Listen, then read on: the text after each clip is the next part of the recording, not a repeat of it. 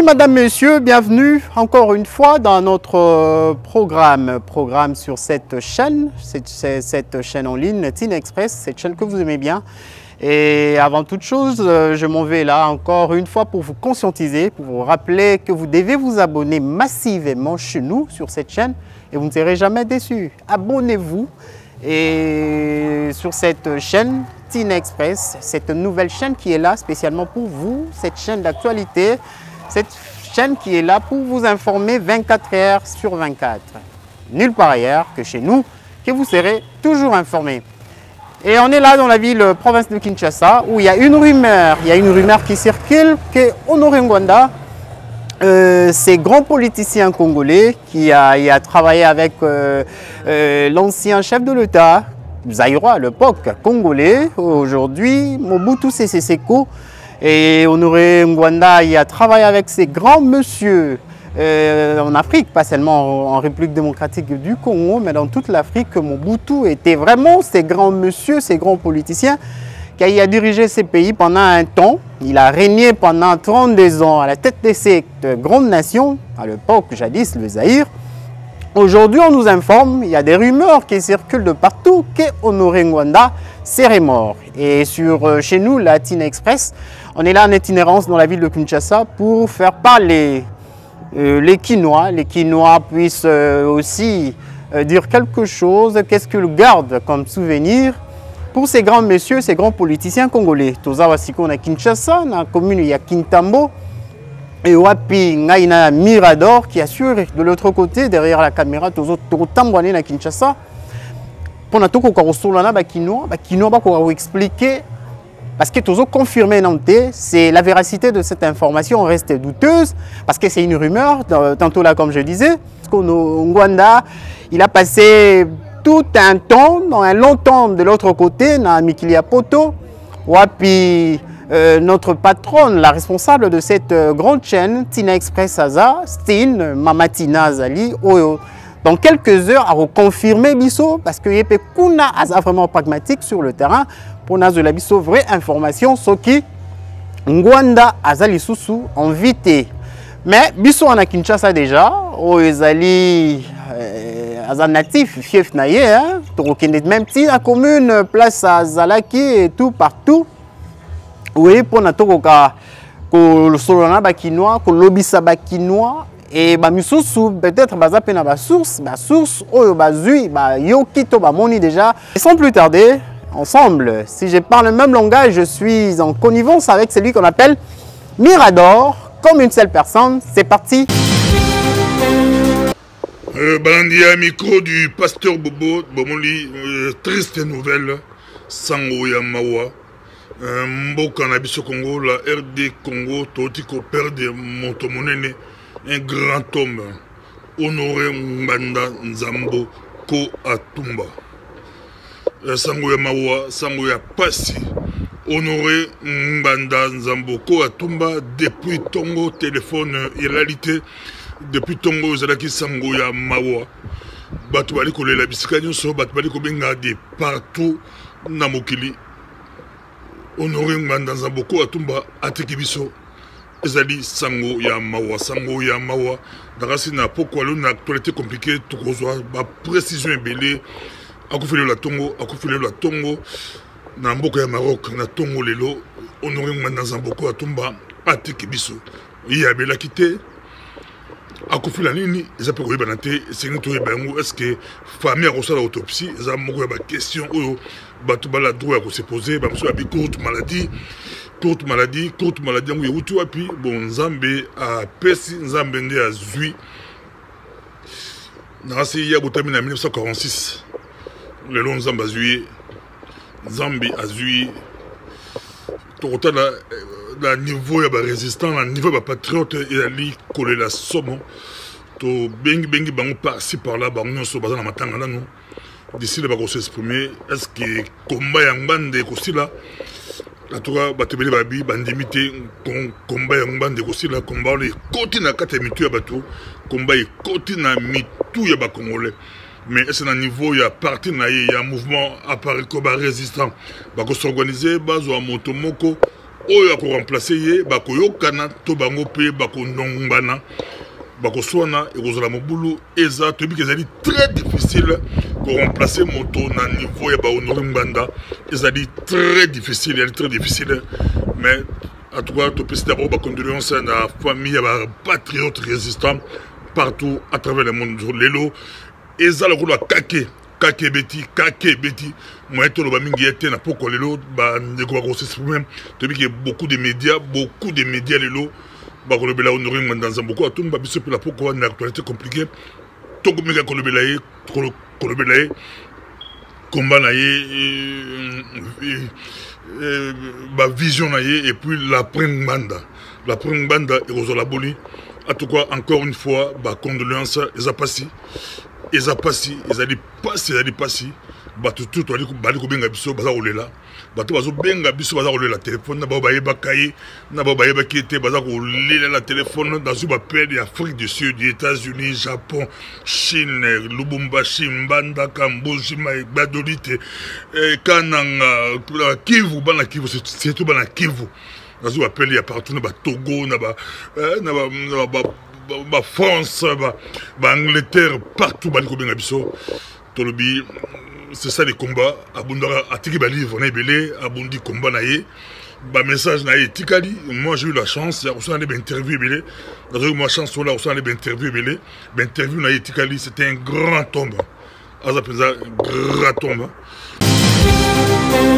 oyo eze na crise na kati ya mboka na mituna ki na lobi me eloko nini oyo na koki na lobate pe na loba lisusu mais na comprendre na mutuna oyo utikotuna oko permettre pe ngai na kokako pesa bana mboka na bino baso eloko na zeko benga bozindo ya likambo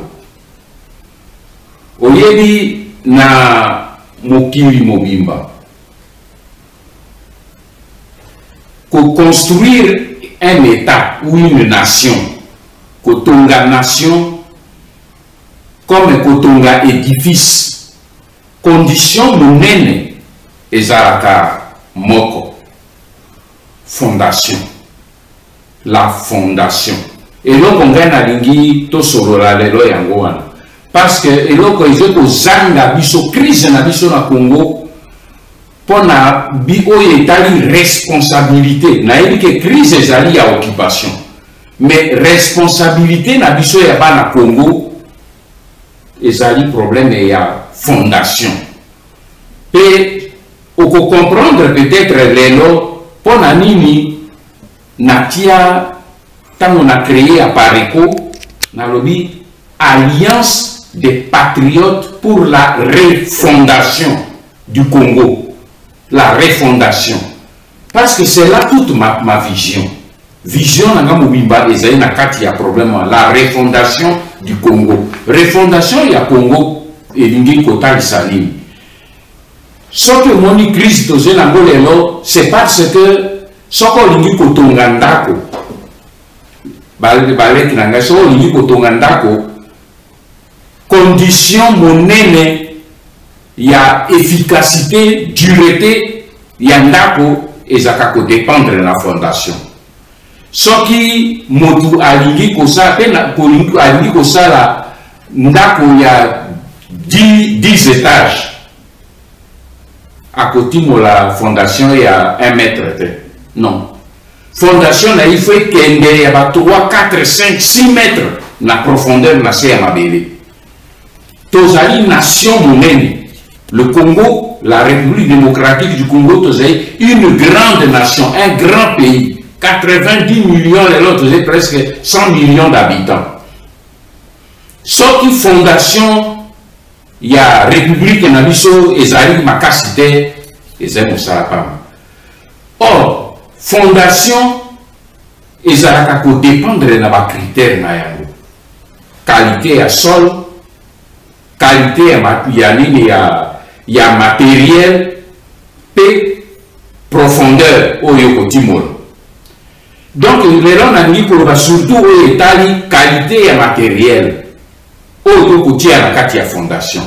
na fondation mona bateau basalaka ba gratte-ciel ba building okomona ba quitter 20 mètres au sol au sous-sol nyonso oyo batiaka kuna okozwa jamais bazoya na ba brique toni de non béton na béton armé pour soki fondation béton batiaka na sommet na yoki na mboka na biso na Congo on joue avec tout béton elingi koloba nini. Quand nous avons un béton, il faut que Congolais ait un béton et ça ait une valeur. La valeur est pour fonder la nation. Quand nous avons un béton, mais nous avons un béton. Valeur, il y a un béton. Il y a un béton et pour ça que nous avons un béton. Mais valeur nini, il y a pour la kati, il y a une fondation. Les kinangai, ba valeur wana, ezali ezalaka ebele. Mais babenga kayango ba vertu cardinale. Cela veut dire que ezali ba vertu que soki mboka, soki nation, ezali na ba vertu wana te ekondemba ndemba. Mais najo kamata lelo pour besoin ya disolo na biso na motuno tuningai pona ngai na kati ya bongo na ngai vertu misato ya liboso. Ezali ya liboso vertu ya bosolo. Bosolo ezali vérité. Vertu ya liboso wana bosolo ezali vertu moko monene. Vertu ya mibale ezali bosembo. Babengi yango na français justice. Vertu ya misato ezali bolingo. Amour et comme tu sais la politique, la patriotisme. Ce qui biloko bina bisato. Tu sais na yango na c'est la fondation et la nation na bisote. Tu sais ça la femme. Or les loyaux. Problème est ni tu sais na na Congo. C'est que nation na bisote tu sais na repère. Tu sais sur la fondation te.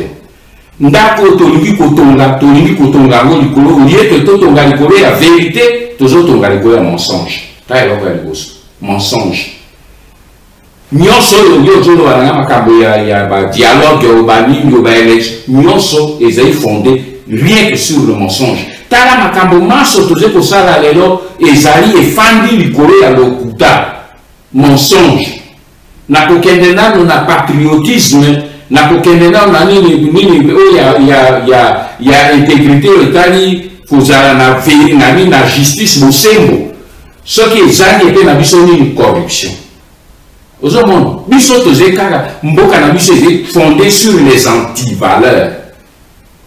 Le Congo d'aujourd'hui est fondé sur les antivaleurs et tout ce que nous faisons fondation na biso ezali nini ba antivaleur. Biloko ya lokuta makambo ezali tina ezali na tina moko te tala tokamata kobanda poto nangana ko koma na dialogue na bosani yango te soki na consultation bazo ça poni nazo ba makambo ya mensonge vérité exacte banda mboka na biso ezali attaqué na 1996 Tile, Tobadi na mensonge ya liboso ya Laurent Désiré Kabila. Ake ko signé accord na ye secret ye na ba Rwandais. Abi na kopesa bino mboka, na kopesa bino bo. Bino bozwa mboka bongana ndimi na zena posa lokwa bovinga na kozala liboso na ndimi na za liboso. Tango ye akomi na mboka pe na biso. Ban aye kozwa ke bana mboka peuple congolais a koki kondima te que ba memela e peuple tango akoti ba tu ba peuple ba te ba yamba ki ko wa libérateur ba beteli maboko et ça qui mensonge mais ici quand mensonge wana lokola ba nini adage moko ya Afrique et le baka mensonge et botaka fleur mais fleur et mensonge et botaka mbuma te